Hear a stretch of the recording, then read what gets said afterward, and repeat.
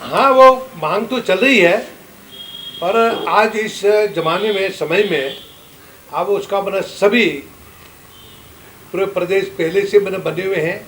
अब उसको तोड़ के कैसे करना, वो तो मतलब असंभव बात है। तो अगर मान लो दिल्ली प्रदेश बनना है तो उसके लिए बहुत ही एक्सरसाइज करना पड़ेगी और सरकार को पास हिम्मत होना चाहिए। तो ये भारतीय जनता पार्टी के पास हिम्मत नहीं है।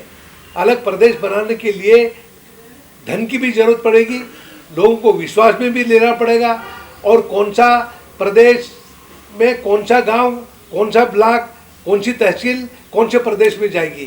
तो ये सब सारी छटनी करने का काम करना बहुत ज़रूरी है। अगर अलग से प्रदेश बनता है तो अच्छा है, ताकि उसका बजट भी अलग से आए और आदिवासियों को सीधा उसका फ़ायदा मिले।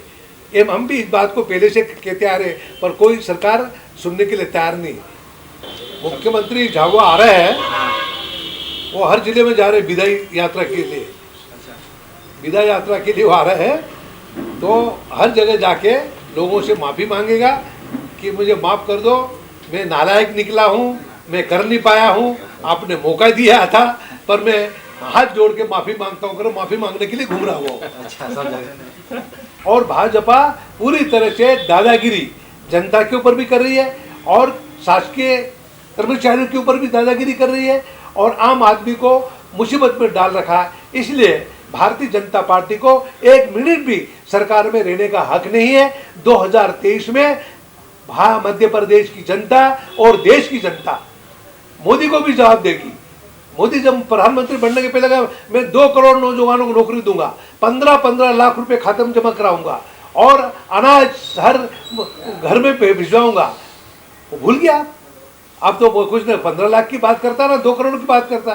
दिल्ली में मोदी जी से हमने मिल गए थे तो मोदी जी आपने 2 करोड़ नौजवानों नौकरी देने की बात कही थी, वो कार्रवाई कब तक हो जाएगी? वो कहता है भैया जी ये तो चुनावी जुमला था, कहाँ से 2 करोड़ लोगों को नौकरी देंगे हर साल। तो इस तरह से बना के कहता था वो जुमला, चुनावी जुमला था ये तो इस तरह से करके लोगों को गुमराह करना और लोगों को निराश करना, ये भारतीय जनता पार्टी की प्रकृति है, प्रवृत्ति है। और हमेशा वो झूठ बोल के राज पर। अब मध्य प्रदेश की जनता 2023 में भारतीय जनता पार्टी को उखाड़ के फेंक देगी। आज मध्य प्रदेश में विकास के नाम पर कुछ भी नहीं हो रहा है।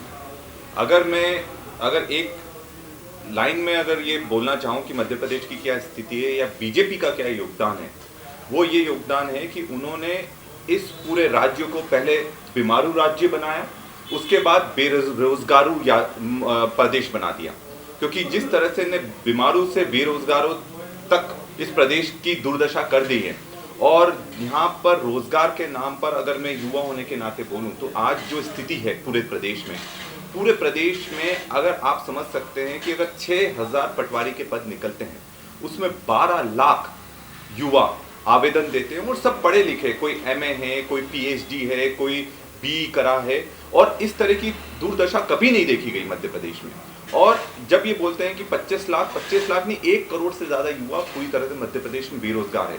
अगर इतने सारे बेरोजगार मध्य प्रदेश में हैं, तो विकास फिर हुआ कहाँ है?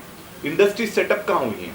जो इन्वेस्टर सबमिट करवाते हैं, 8 इन्वेस्टर सबमिट ये लोग करवाते हैं, और इन्वेस्टर सबमिट में एक भी किसी तरह से कोई इन्वेस्टमेंट मध्य प्रदेश में MOU साइन होना कोई मतलब ही नहीं है। जब तक इन्वेस्टमेंट नहीं आएगा मध्य प्रदेश में, और कितना रोजगार जनरेट करा, इनके पास खुद के पास आंकड़े नहीं है।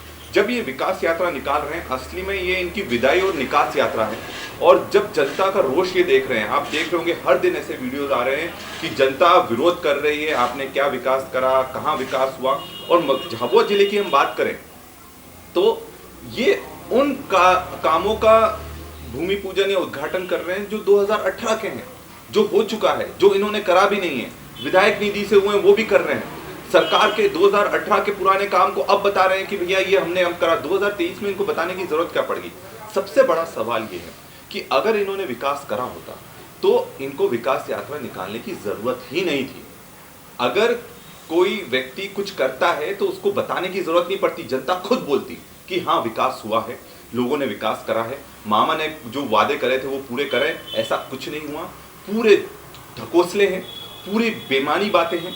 और आज जो झाबुआ में हम पेयजल की एक बहुत बड़ी समस्या आपके सामने ला रहा हूँ। आज झाबुआ में एक जबरदस्त पेयजल की समस्या चल रही है और इस पेयजल की समस्या का सबसे बड़ा कारण भाजपा की सरकार है। और जिस तरह से इन्होंने नल जल योजना पर बड़ी बड़ी टंकियां बना दी, हमारे झाबुआ जिले या किसी भी आदिवासी अंचल में ये नल जल योजना बड़ी बड़ी टंकियों के माध्यम से सफल हो ही नहीं सकती है। सबसे बड़ा कारण उसका ये है कि हमारा पहाड़ी क्षेत्र है, उबड़ खाबड़ क्षेत्र है, घर दूर दूर हैं और यहाँ पर अगर ये हैंडपंप खोद देते, अगर पानी के स्रोत पहले ढूंढते, इन्होंने तो वहाँ टंकियां बना दी जहाँ इनके एजेंटों ने बोला। आज टंकियां बनाने के बाद ही पानी के स्रोत ढूंढने के लिए मशक्कत कर रहे हैं, जो कि पूरी तरह से फेल हो गए। 2-2 साल से टंकियां बनी है पर कहीं किसी भी घर में, किसी भी फलिए में पूरी तरह से पानी नहीं आ पाया।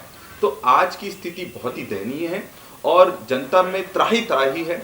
और जो इन्होंने भ्रष्टाचार जबरदस्त करा है, क्योंकि एक एक टंकी 3-3, 4-4 करोड़ की बनी है और इतने में तो आपके 300 से 400 हैंडपंप हर फलिया में घुस जाते, हर गांव में इतने हैंडपंप हो जाते।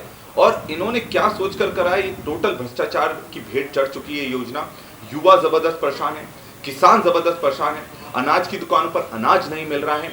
आप सोसाइटी की दुकान पर जाइए, 2-2, 3-3 महीने में अनाज मिल पा रहा है और किसी को तो मिल भी नहीं पा रहा है, क्योंकि ये आइडिया भी एक ये बहुत बड़ा घोटाला कर रहे हैं कि धीरे धीरे सबकी आइडिया बंद करते चले जा रहे हैं।